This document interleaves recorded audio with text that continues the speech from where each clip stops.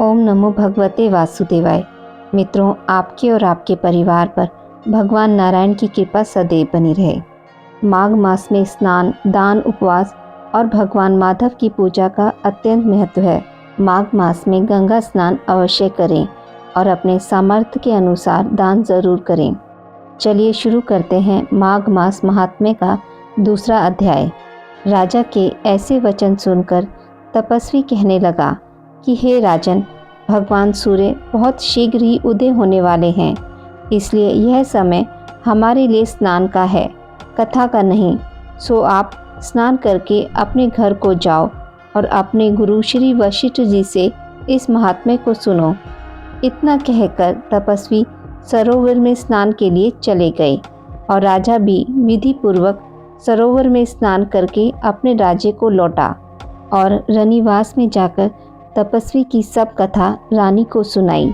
जब सूत जी कहने लगे कि महाराज, राजा ने अपने गुरु वशिष्ठ जी से क्या प्रश्न किया और उन्होंने क्या उत्तर दिया, सो कहिए। व्यास जी कहने लगे, हे सूत जी, राजा दिलीप ने रात्रि को सुख से सोकर प्रातः समय ही अपने गुरु वशिष्ठ के पास जाकर उनके चरणों को छूकर प्रणाम करके तपस्वी के बताए हुए प्रश्नों को अति नम्रता से पूछा कि गुरुजी, आपने आचार, दंड, नीति, राज्य, धर्म तथा चारों वर्णों के चारों आश्रमों की क्रियाओं, दान और उनके विधान, यज्ञ उनकी विधियां, व्रत उनकी प्रतिष्ठा तथा भगवान विष्णु की आराधना अनेक प्रकार से तथा विस्तार पूर्वक मुझको बतलाई। अब मैं आपसे माघ मास के स्नान के महात्म्य को सुनना चाहता हूँ। सो हे तपोधन, नियम पूर्वक इसकी विधि मुझे समझाइए। गुरु वशिष्ठ जी कहने लगे कि हे राजन, तुमने दोनों लोकों के कल्याणकारी, वनवासी तथा गृहस्थियों के अंतकरण को पवित्र करने वाले माघ मास के स्नान का बहुत सुंदर प्रश्न पूछा है। मकर राशि के सूर्य के आने पर माघ मास में स्नान का फल गोभूमि, तिल, वस्त्र, स्वर्ण, अन्न, घोड़ा आदि दोनों तथा चंद्र नारायण को ब्रह्माक्रुच व्रत आदि से भी अधिक होता है। वैशाख तथा कार्तिक से जब दान, तप और यज्ञ बहुत फल देने वाले हैं, परंतु माघ मास में इनका फल बहुत ही अधिक होता है। माघ में स्नान करने वाला पुरुष राजा और मुक्ति के मार्ग को जाने वाला होता है। दिव्य दृष्टि वाले महात्माओं ने कहा है कि जो मनुष्य माघ मास में काम या भगवान के निमित्त नियम पूर्वक माघ मास में स्नान करता है, वह अनंत फल वाला होता है। उसके शरीर की शुद्धि, प्रीति, ऐश्वर्य तथा चारों प्रकार के फलों की प्राप्ति होती है। अदिति ने 12 वर्ष तक मकर संक्रांति में अन्न त्याग कर स्नान किया। इससे तीनों लोकों को उज्जवल करने वाले 12 पुत्र उत्पन्न हुए। माघ में स्नान करने से रोहिणी, सुभागा, अरुंधति दानशीलता हुई, इंद्राणी के समान रूपवती होकर प्रसिद्ध हुई। जो माघ मास में स्नान करते हैं तथा देवताओं के पूजन में तत्पर रहते हैं, उनको सुंदर स्थान, हाथी घोड़े की सवारी तथा दान को द्रव्य प्राप्त होता है। अतिथियों से उनका घर भरा रहता है और उनके घर में सदा वेद ध्वनि होती रहती है। वह मनुष्य धन्य हैं जो माघ मास में स्नान करते हैं, दान देते हैं तथा व्रत और नियमों का पालन करते हैं। और दूसरों के पुण्यों के क्षीण होने से मनुष्य स्वर्ग से वापस आ जाता है। परंतु जो मनुष्य माघ मास में स्नान करता है, वह कभी भी स्वर्ग से वापस नहीं आता।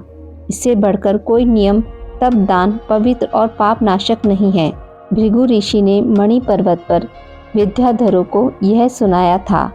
तब राजा ने कहा कि हे ब्राह्मण, भृगु ऋषि ने कब मणि पर्वत पर विद्याधरों को उपदेश दिया था, सो बताइए।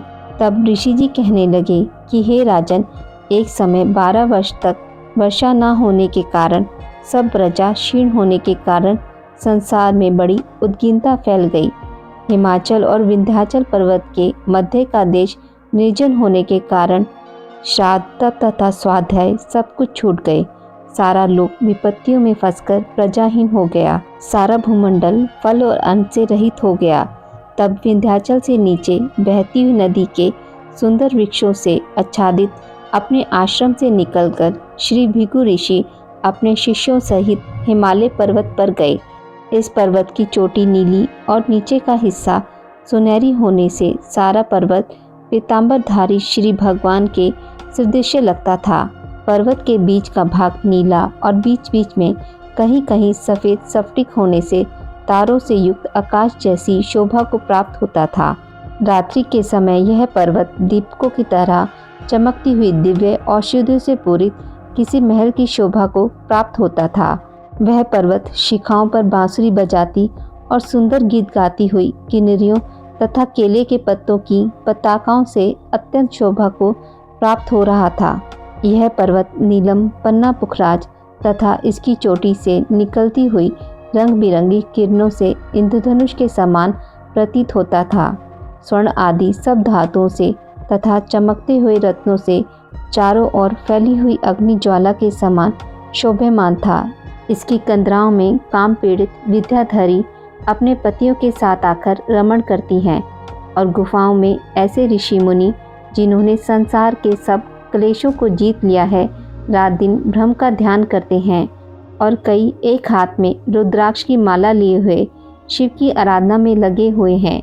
पर्वत के नीचे भागों में जंगली हाथी अपने बच्चों के साथ खेल रहे हैं तथा कस्तूरी वाले रंग बिरंगे मृगों के झुंड इधर उधर भाग रहे हैं। यह पर्वत सदा राजहंस तथा मोरों से भरा रहता है। इसी कारण इसको हेमकुंड कहते हैं। यहाँ पर सदैव ही देवता और अप्सरा निवास करते हैं। आज का हमारा दूसरा अध्याय यहीं पर समाप्त होता है। आज की इस वीडियो में बस इतना ही। मित्रों, आपको यह कथा अच्छी लगी हो तो मेरे वीडियो को लाइक और शेयर ज़रूर करें और पूजा पाठ से जुड़ी जानकारी के लिए मेरे चैनल को सब्सक्राइब करना ना भूलें। धन्यवाद।